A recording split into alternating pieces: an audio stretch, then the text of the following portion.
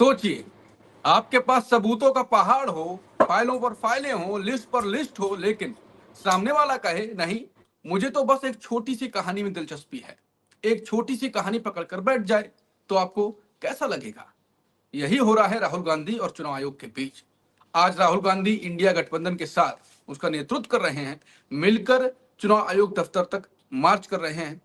एक तरफ राहुल दावा कर रहे हैं कि उन्होंने लाखों फर्जी वोटर के सबूत दिखाए हैं, नकली पते, एक ही कमरे में 80-80 वोटर, पिता का नाम जीरो, बिना फोटो वाली list.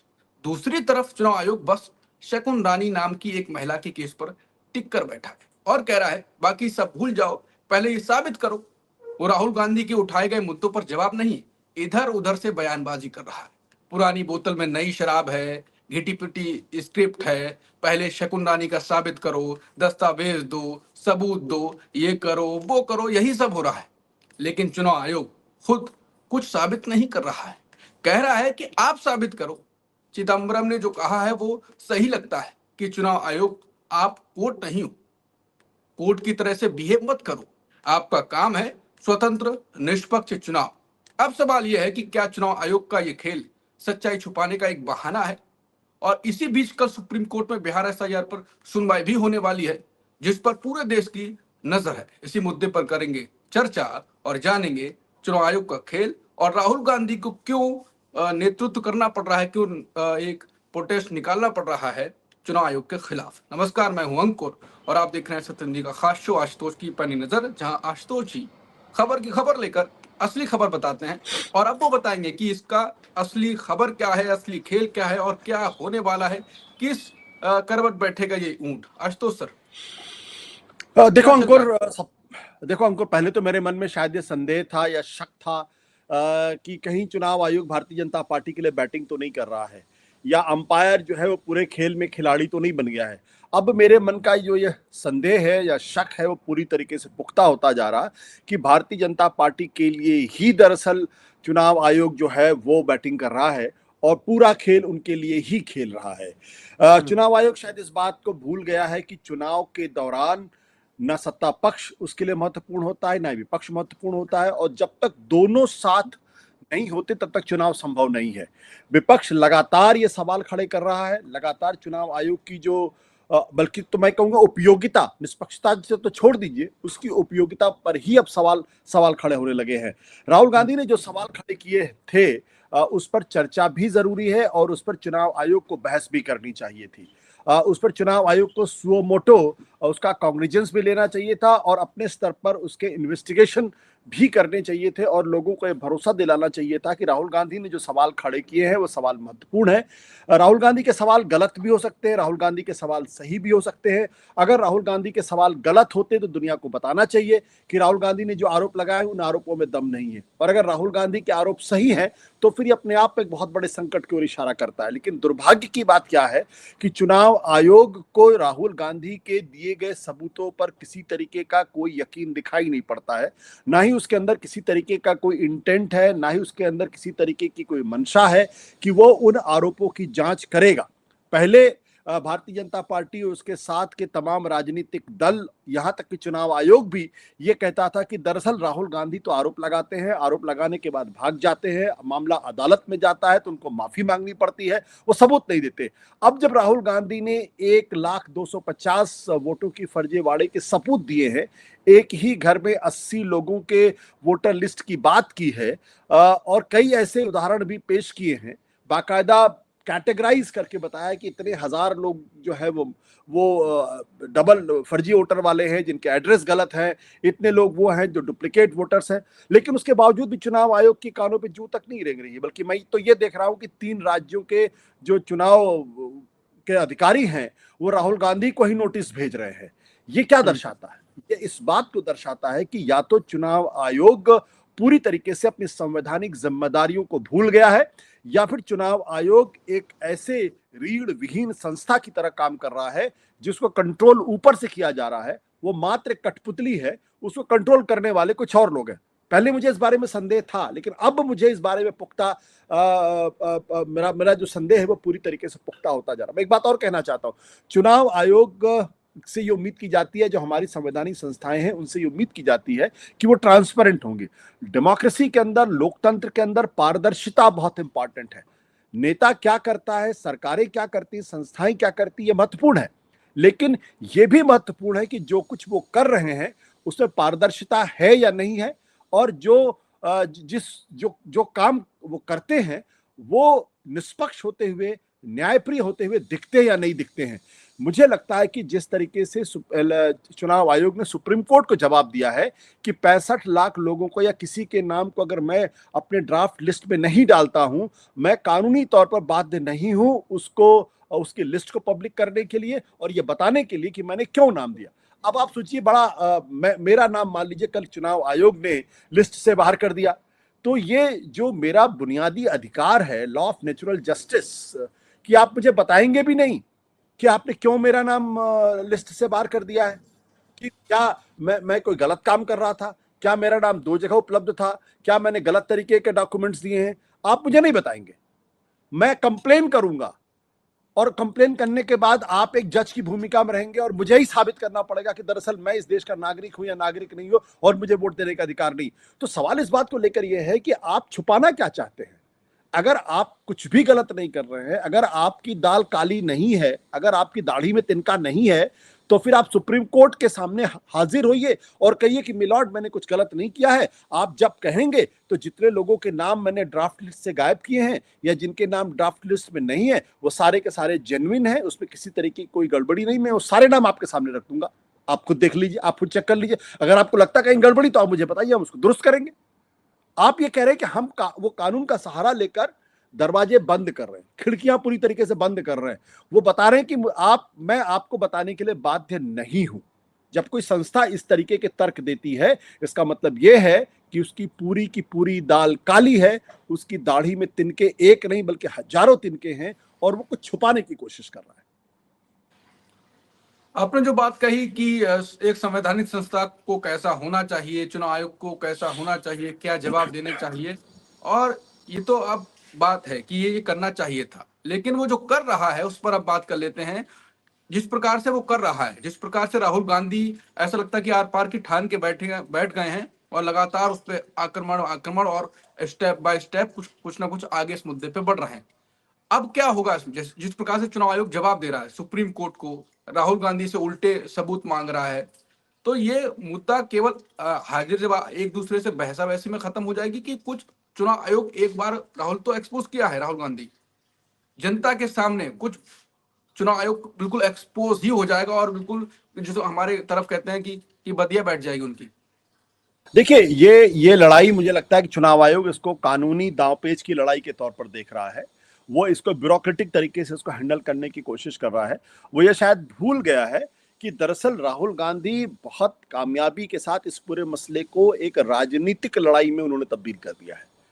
It's a political battle now. अगर लोगों के मन में ये शंका बैठ जाएगी, ये घर कर जाएगा कि चुनाव आयोग बेईमानी कर रहा है, चुनाव आयोग अंपायर की भूमिका नहीं निभा रहा है, वो जानबूझकर जो विपक्ष के लोग हैं उनको जब वो आउट नहीं है तब भी आउट कर रहा है, उनको वो एलबीडब्ल्यू घोषित कर दे रहा है और उनको उनकी पूरी कोशिश है कि 0 रन पे ही जो है वो अपना खाता ना खोल पाए। ये पॉलिटिकल बैटल अगर लोगों के मन में ये बात बैठ गई तो उसका न केवल चुनाव आयोग को नुकसान होगा, न केवल इसका नुकसान भारत की लोकतांत्रिक प्रणाली को होगा, बल्कि इसका सबसे बड़ा नुकसान देश की सत्ता पर बैठी हुई पार्टी को होगा। लोगों के मन में अगर ये संदेह पैदा हो गया कि दरअसल भारतीय जनता पार्टी या प्रधानमंत्री नरेंद्र मोदी या अमित शाह या उनकी पूरी कैबिनेट ये बेईमानी से चुनाव करके जीते हैं, तो आप सोचिए क्या हश्र होगा। आप सिर्फ इस बात की कल्पना करिए, आजादी के बाद से आज तक किसी भी सरकार की क्रेडिबिलिटी पर सवाल नहीं खड़े हुए थे। क्रेडिबिलिटी इन द सेंस कि लोगों के मन में यह संदेह नहीं था कि जो चुनाव जीते हैं वो चुनाव बेईमानी करके जीते गए हैं या वोटों की चोरी करके जीते गए हैं। इस देश के अंदर बहुत लंबे समय तक बूथ कैप्चरिंग होती थी, लोगों को वोट नहीं देने दिया जाता था, दबंगई से चुनाव लड़े जाते थे, लोगों का कत्ल होता था, लोगों की जानें जाती थी, लेकिन कोई ये नहीं कहता था कि दरअसल चुनाव बेईमानी करके जीता गया है या चुनाव को मैनिपुलेट करके जीता गया है। अब जो सवाल खड़े हो रहे हैं वो इस ओर चीजें बढ़ती हुई दिखाई पड़ रही हैं। लोगों के मन में ये शंका होने लगी है कि कहीं ना कहीं चुनाव को बेईमानी से जीता गया है और चुनाव आयोग की इसमें भूमिका है। चुनाव आयोग इसको या तो रोक नहीं पा रहा है या चुनाव आयोग जानबूझकर सत्ताधारी पार्टी को जिता रहा है। ये जो पॉलिटिकल बैटल है, अगर ये पॉलिटिकल बैटल जिसे कहते हैं, कभी कभी क्या होता है कि बहुत चतुर, बहुत सयाने लोग जो होते हैं वो अक्सर ऐसी गलतियां कर जाते हैं जिसकी उनसे उम्मीद नहीं होती है। और मैं बार बार इस बात को कह रहा हूं कि जब प्रधानमंत्री नरेंद्र मोदी जी का सर्टिफिकेट मांगा गया था, एजुकेशन क्वालिफिकेशन मांगी गई थी, तो उन्हें वो सर्टिफिकेट दे देना चाहिए था। लेकिन वो सर्टिफिकेट पब्लिक डोमेन में ना आए, इसको लेकर कोर्ट से लेकर हर जगह एक तरीके से उस पर रोक लगाने की कोशिश की गई। आज आप सड़क चलते किसी भी आदमी से पूछेंगे, हर आदमी कहेगा यार अगर मेरा सर्टिफिकेट मांगा होता तो मैं तो दिखा देता, आप मुझसे मांगे, मुझे क्या डर है, या तो मेरे पास सर्टिफिकेट नहीं है इसीलिए तो मैं नहीं दिखाने की कोशिश कर रहा हूं। तो इसलिए चुनाव आयोग जब ये कहता है सुप्रीम कोर्ट के अंदर कि वो ड्राफ्ट रिपोर्ट नहीं दिखाए और वो कानूनी तौर पर बाध्य नहीं है, तो लोगों के मन में शंका होती है कि भाई क्यों नहीं दिखाना चाहता। ये जो प्रश्न है, क्यों नहीं दिखाना चाहता, क्यों वो रास्ते में रोड़े अटका रहा है, इससे बीजेपी की क्रेडिबिलिटी भी खराब होगी, बीजेपी के साथ की जो तमाम राजनीतिक दल है उनकी क्रेडिबिलिटी भी खराब होगी, और जो चुनाव आयोग है उसकी क्रेडिबिलिटी तो रसातल में मिल ही जाएगी। साथ ही साथ चुनाव में अगर वो ईमानदारी से भी अगर बीजेपी जनता दल यूनाइटेड अगर बिहार में जीतेंगे तो भी लोग कहेंगे कि इन्होंने बेईमानी की है, इन्होंने मैनिपुलेशन किया है, इस वजह से जीते हैं, और तब पूरी सरकार, पूरे तंत्र की विश्वसनीयता खतरे में पड़ जाएगी। और फिर मुझे इस बात का डर है कि कहीं ऐसी स्थिति ना पैदा हो जाए जैसी कि कुछ महीनों पहले, बल्कि कई साल भर पहले बांग्लादेश के अंदर स्थिति पैदा हुई थी, और उसके पहले आपने देखा था कि श्रीलंका में भी ऐसी स्थिति पैदा हो गई थी। नहीं, बांग्लादेश में तो चुनाव अधिकारी को तो वो गिरफ्तार भी कर लिया था ना। अब ये तो कहना थोड़ा सा मुश्किल काम है, लेकिन हुआ क्या था कि जब शेख हसीना की क्रेडिबिलिटी खत्म हो गई, इसी तरीके से श्रीलंका के अंदर जो राजपक्षीय परिवार था उसकी क्रेडिबिलिटी खत्म हो गई। जबकि शेख हसीना वो थी जिन्होंने बांग्लादेश को आर्थिक स्तर पर बहुत समृद्ध करने की कोशिश की, तो समृद्ध भी किया था। राजपक्षे ने श्रीलंका के अंदर जो आतंकवाद था उसको पूरी तरीके से खत्म कर दिया था। लेकिन उसके बाद जब आप एरोगेंट हो जाते हैं, जब आप ब्रेजन तरीके से काम करने लगते हैं, तब लोगों को लगता ये ठीक नहीं। शेख हसीना ने चुनाव में जो लड़ रही थी उसमें विपक्षी पार्टियों ने बाइकआउट कर दिया, तो धीरे धीरे उनकी विश्वसनीयता खत्म होने लगी। एक दिन लोग सड़क पे आ गए। तो आप क्यों पूरी चुनावी प्रक्रिया की विश्वसनीयता को खत्म करना चाहते हैं? सुप्रीम कोर्ट डॉक्यूमेंट एक मांगे, आप 10 दीजिए उसको।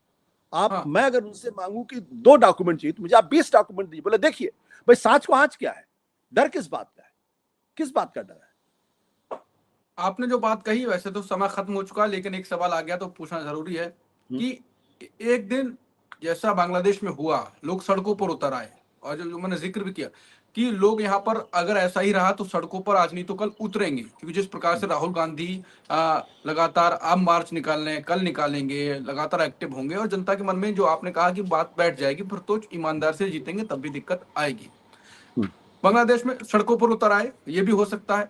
अगर मान लीजिए चुनाव आयोग एक्सपोज हो जाए और साबित हो जाए गलत, तो बांग्लादेश में क्या यहाँ पर कुछ ऐसा है कि लीगल तरीके से अधिकारी को बिल्कुल से सलाखों के पीछे जाए? देखिए, अगर ये साबित हो जाए, पहली बात तो मैं ईश्वर से कामना करता हूं कि इस तरीके से कोई ऐसा ना हो, क्योंकि मैं ये सोचते हुए डरता हूं कि अगर ये साबित हो गया कि चुनाव मैनिपुलेट करके लोग सरकार में आए हैं, तो फिर ये तो भारत के आजादी के बाद का सबसे बड़ा संकट पैदा हो जाएगा, सबसे बड़ा संकट पैदा हो जाएगा। और जिस पार्टी के खिलाफ ऐसे सबूत मिलेगी वो पार्टी हमेशा के लिए खत्म हो जाएगी, वो नेता हमेशा के लिए खत्म हो जाएगा। मैं पूरी जिम्मेदारी के साथ कहना चाहता हूं कि ऐसा नहीं होना चाहिए, और भगवान करे ऐसा ना हो। मैं ये मान के चलता हूं कि जितने चुनाव अभी तक हुए हैं या 2014 के बाद जितने चुनाव हुए, उसे प्रधानमंत्री नरेंद्र मोदी जी और भारतीय जनता पार्टी ने पूरी ईमानदारी के साथ चुनाव लड़ा और ईमानदारी के साथ उन्होंने चुनाव जीता हो। लेकिन जिस तरीके के सर्कमस्टांसेस बन रहे हैं, उन सर्कमस्टांसेस में अब ये संदेह बढ़ने लगा है, और ये सिर्फ इसके लिए और कोई जिम्मेदार नहीं, इसके लिए सिर्फ चुनाव आयोग जिम्मेदार है और इसके लिए सरकार जिम्मेदार है। आप देखिए, जब सुप्रीम कोर्ट ने फैसला किया, थोड़ा सा वक्त लूंगा, जब सुप्रीम कोर्ट ने फैसला किया कि जो चुनाव आयुक्त हैं उनकी नियुक्ति में चीफ जस्टिस ऑफ इंडिया की भूमिका होनी चाहिए, आपने वो कानून बदल दिया। जब हरियाणा हाईकोर्ट ने यह कहा कि हरियाणा में जो सीसीटीवी फुटेज है और बाकी चीजें वो आप दे दीजिए। तो आपने वो कानून बदल दिया। जब अभी तक सीसीटीवी फुटेज जो पोलिंग बूथ के थे वो लंबे समय तक रखे जाते थे, अब आप कह रहे 45 दिन के अंदर खत्म कर देंगे। मतलब हर चीज बदल रहे हैं जो साबित कर सकती है। तो आप क्यों बार बार कानून बदल रहे हैं? भाई मैं तो कहता हूं ना कि अगर आपको मेरे बारे में संदेह है तो मुझसे आप आएंगे, सीसीटीवी फुटेज एक मांगेंगे, मैं 10 दूंगा आपको, लीजिए चेक करिए। तो जब आप बार बार छिपाने की कोशिश करते हैं तो भले ही आप पूरी तरीके से ईमानदार हो, लेकिन लोगों का संदेह बढ़ता है, शक बढ़ता है, और वैसे में स्थितियां धीरे धीरे खराब होने लगती हैं। इस देश के अंदर लोग सड़क पर उतरे हैं, ऐसा नहीं सड़क पर नहीं उतरे हैं। जब इंदिरा गांधी 1971 की लड़ाई के बाद बहुत पॉपुलर थी, लेकिन लोग सड़क पर उतरे, उनको इमरजेंसी लगाने के लिए मजबूर होना पड़ा। मनमोहन सिंह की सरकार ने 2009 का चुनाव शानदार तरीके से जीता, लेकिन जब भ्रष्टाचार के गंभीर आरोप लगे और सरकार उनको डिफेंड करने लगी तो लोग सड़कों पर उतरे। अंत में क्या हुआ? कांग्रेस पार्टी 44 सीटों पर आकर सिमट गई ना। 1977 के चुनाव में इंदिरा गांधी और संजय गांधी दोनों चुनाव अपना हार गए। तो लोगों के मन में संदेह नहीं होना चाहिए। सरकार, नेता की क्रेडिबिलिटी बची रहनी चाहिए, और जिस तरीके से अब चीजों को आगे ले जाने की कोशिश की जा रही है उससे मुझे लगता है कि क्रेडिबिलिटी धीरे धीरे न केवल चुनाव आयोग की खत्म हो रही है, बल्कि सरकार की भी क्रेडिबिलिटी पर गहरे दाग लगने लगे हैं। बिल्कुल। आखिरी सवाल जो मैं आम जनता की तरीके से वो सवाल मेरे मन में आया, जो मैंने पूछ लिया, वो कि क्या अगर साबित हो जाए कि ये तो बिल्कुल फ्रॉड ही काम कर रहे थे, तो अधिकारी को तो क्या होगा? देखिए, अगर ये साबित हो जाएगा गलत किया है, तब तो जेल की हवा खानी पड़ेगी, और उनको अपने पद से भी हटना पड़ेगा। उनके खिलाफ जैसे सुप्रीम कोर्ट के जज को हटाने के लिए इम्पीचमेंट प्रोसेस होता है, उस तरीके से उनको इम्पीच भी किया जाएगा, और साथ ही साथ जो है वो एक फोर्जरी का केस भी दर्ज होगा। तो वो कानूनी प्रक्रिया तो अपनी जगह है, उसमें कोई प्रॉब्लम नहीं। बट मैं बार बार इसको कहना चाहता हूँ, मैं ईश्वर से कामना करता हूँ कि ऐसी कोई चीज ना हो जिससे कि भारत की जो पूरी लोकतांत्रिक प्रणाली और प्रक्रिया है वही दागदार हो जाए और उस पर गहरे सवाल खड़े हो जाए। बिल्कुल, ऐसा तो कोई भी भारतीय नहीं चाहेगा कि भारतीय लोकतांत्रिक व्यवस्था जो है दागदार हो जाए। अब देखना बस यही है कि क्या सबूतों का पहाड़ जीतता है, जो राहुल गांधी ने दिखाया, साबित किया, साबित करने की कोशिश भी कर रहे हैं, और या अगर चुनाव आयोग बहाने कर रहा है तो बहानों की दीवार। नमस्कार।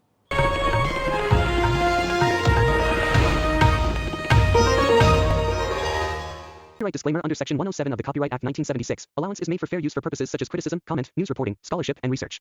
Fair use is a use permitted by copyright statute that might otherwise be infringing.